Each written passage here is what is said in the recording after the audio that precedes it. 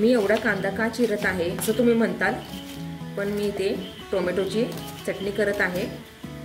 Namaste, me Pallavi, simply cook with पल्लवीमध्ये तुमचं खूप खूप मनापासून स्वागत आहे। टोमॅटोच्या चटणीला जास्त कांदा लागतो।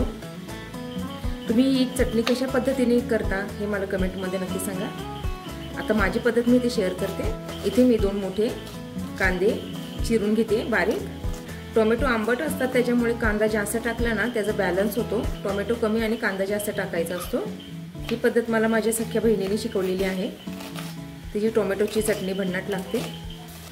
इथे सर्व कांदा मी चिरून घेते असा। आता 2 मोठ्या कांद्यासाठी मी 4 मीडियम आकाराचे टोमॅटो घेते। हे आपण बारीक चिरून घेऊया।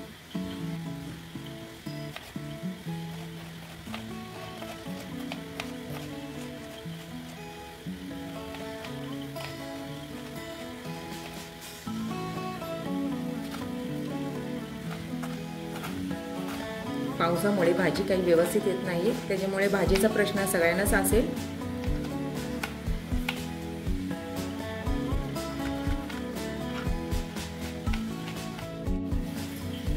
इथे मी कांदा आणि टोमॅटो चिरून घेतलेला आहे।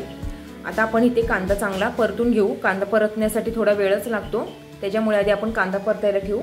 चला तर मग रेसिपीला सुरुवात करूया। इथे मी एक स्टीलची कढई ठेवलेली आहे। त्यात आता 2 मोठे चमचे मी तेल ओतून घेते। कांदा परतण्यासाठी या भाजीला तेल थोडं जास्तच लागतं। आता यामध्ये मी 1 छोटा चमचा जिरं टाकून घेते। यामध्ये मोहरी टाकायची काही गरज नाहीये, कारण ह्या चटणीमध्ये मोहरी त्या भाजीत थोडी दाताखाली कडू कडू लागते, म्हणून मोहरी काही टाकायची गरज नसते। आता यामध्ये जो आपण चिरून घेतला होता ना कांदा, तो टाकूया।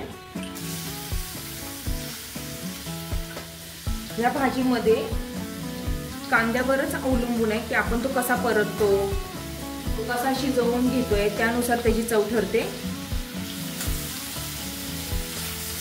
थोडे पेशन्स लागतात। कांदा हा चांगला परतून घ्यायचा। यामध्ये मी 2-3 पाने कढीपत्त्याचे टाकते। तुम्ही लसूण थोडा फोडलेला टाकू शकता, पण कांदा जास्त असल्यामुळे मला लसूण टाकण्याची काही गरज वाटत नाही। तुम्ही बघू शकता आता कांदा बऱ्यापैकी लाल झालेला आहे, तो चांगला परतला गेलेला आहे। चांगला परतल्यामुळे त्याचा कच्चा पण कमी होतो। आता ह्यामध्ये आपण मसाला टाकून घेऊया। इथे मी छोटे 4 चमचे मी इथे काळं तिखट घरचं टाकत आहे। तुम्ही बघू शकता, तुम्ही यामध्ये लाल मिरची पावडर, जिरा पावडर वगैरे असं काय काय टाकू शकता, पण या मसाल्यामध्ये माझे भरपूर खडा मसाले आहेत, त्याच्यामुळे मला काही टाकायची गरज वाटत नाही तसं।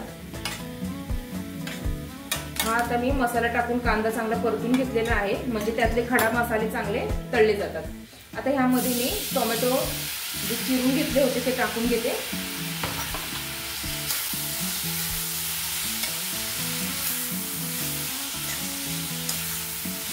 टोमॅटो टाकल्यावर आपल्याला ह्यामध्ये चवीनुसार मीठ टाकून घ्यायचंय, म्हणजे टोमॅटो चांगला मऊ होतो। चवीनुसार तुम्ही मीठ टाकून घ्या।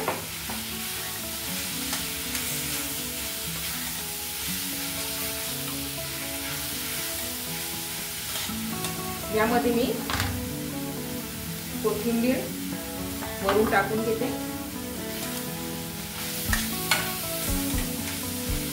आता ह्याच्यात काही जण चण्याची डाळ वगैरे टाकतात, पण मला आता घाई होती म्हणून मी चण्याची डाळ काही भिजत घातली नव्हती, त्याच्यामुळे मी टाकली नाही। टाकली तरी चालेल, खूप छान लागते चण्याची डाळ यामध्ये।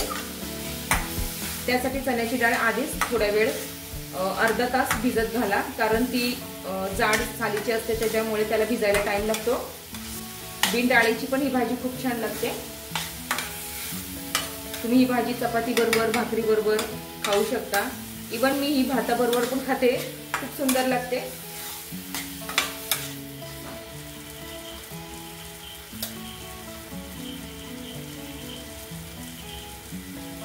तुम्ही बघू शकता कलर किती छान आलेला आहे। आता यातलं थोडं पाणी आपण आटून घेऊ, म्हणजे ती घट्ट होईल। एक्स्ट्राचं जे टोमॅटोचं पाणी आहे ते आटून घेऊया।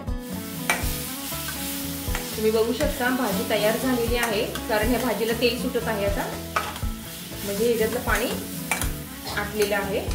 आता ह्यामध्ये आपण थोडे दाण्याचे कूट टाकून घेऊया. इथे मी एक मोठा चमचा दाण्याचं कूट टाकून घेतलेलं आहे. तुम्ही तुमच्या आवडीनुसार ते कमी जास्त करू शकता. मला जास्त दाण्याचं कूट आवडत नाही, कारण त्यामुळे भाजी गोडसर लागते. म्हणून तुम्हाला जर आवडत असेल तर तुम्ही जास्त टाका. भाजी आपली तयार आहे.